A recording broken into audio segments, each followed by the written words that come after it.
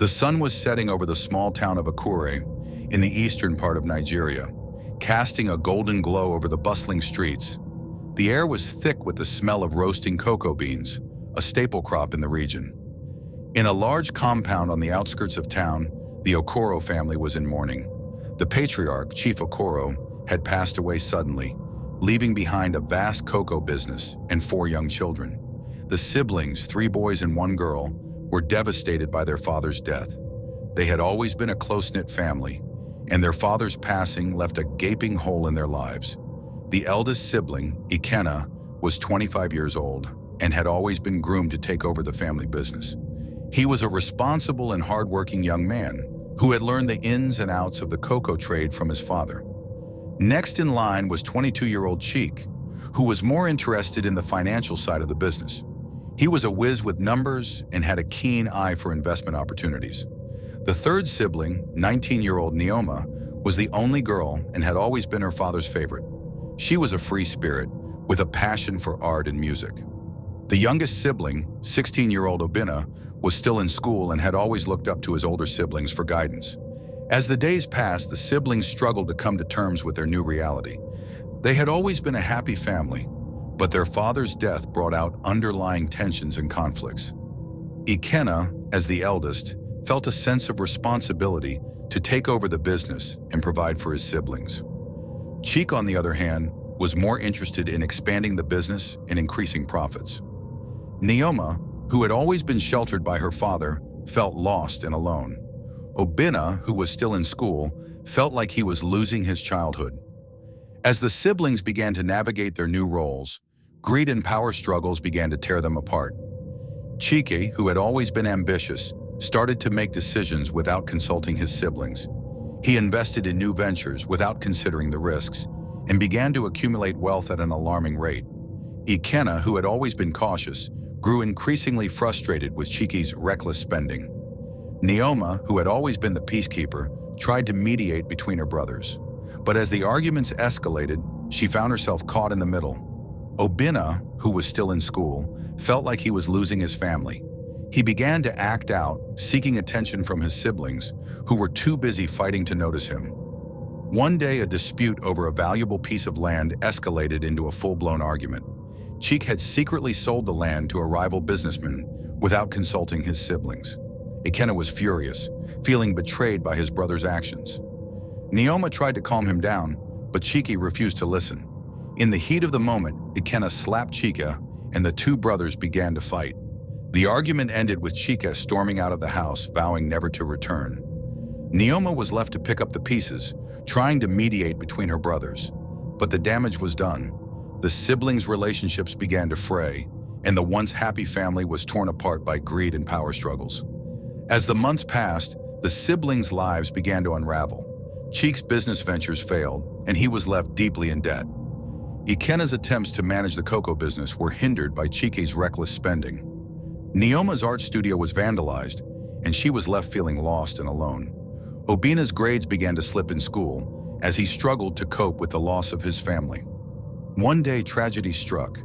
Chike, who had been struggling to pay off his debts, was involved in a fatal car accident. The siblings were devastated, and their relationships with each other began to deteriorate further. Ikenna blamed himself for Cheek's death, feeling guilty for not being able to stop his brother's reckless behavior. Neoma was consumed by grief, feeling like she had lost her best friend. Obinna was left feeling lost and alone, wondering if he would ever find happiness again. As the siblings struggled to come to terms with their new reality, they began to turn on each other. Ikenna and Neoma began to argue over the future of the cocoa business.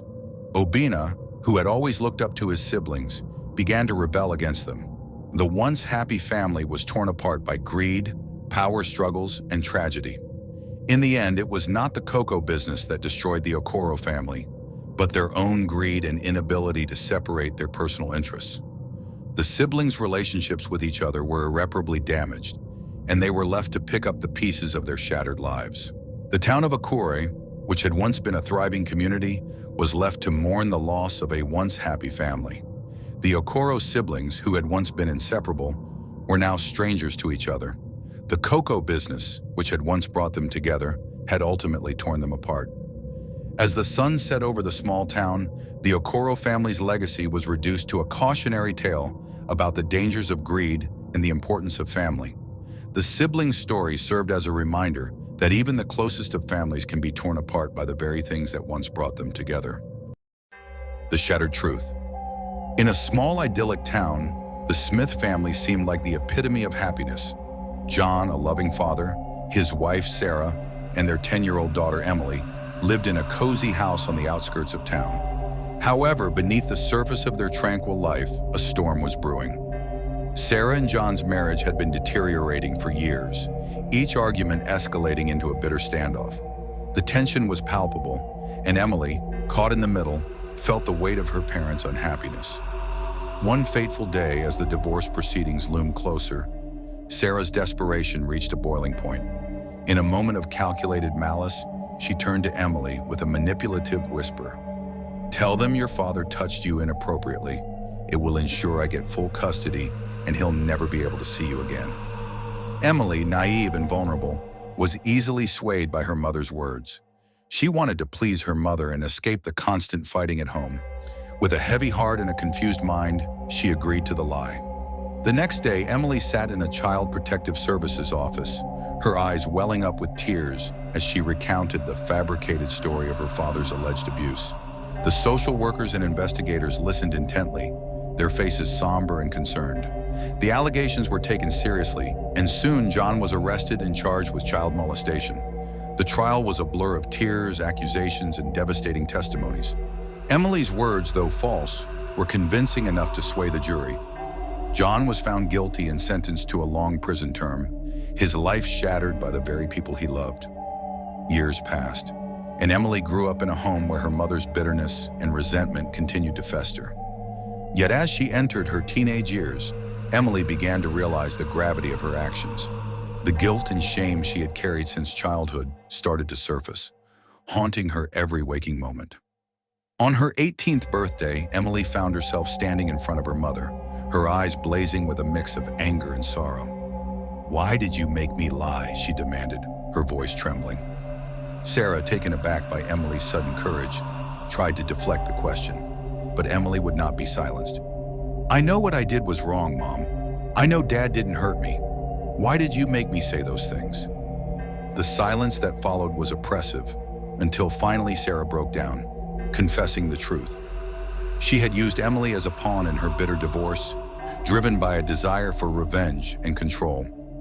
Emily felt a wave of emotions, guilt, anger, and a deep sadness. She knew she had to make things right. With a newfound determination, she decided to take the first steps toward healing and redemption. She contacted her father's lawyer and arranged to meet with him.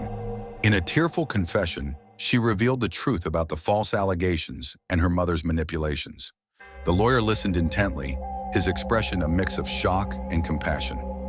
Armed with Emily's confession, the lawyer filed an appeal, and after a lengthy process, John's conviction was overturned. He was finally released from prison, his name cleared, but his life forever changed.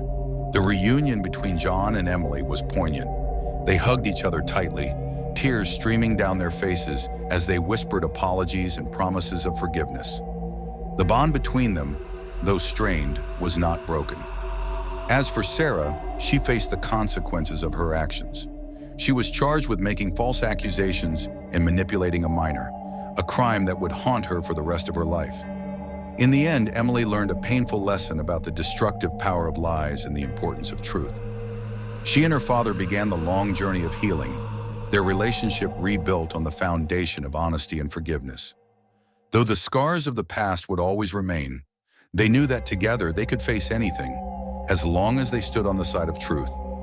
The small town once witness to their downfall now saw the Smith family's journey toward redemption.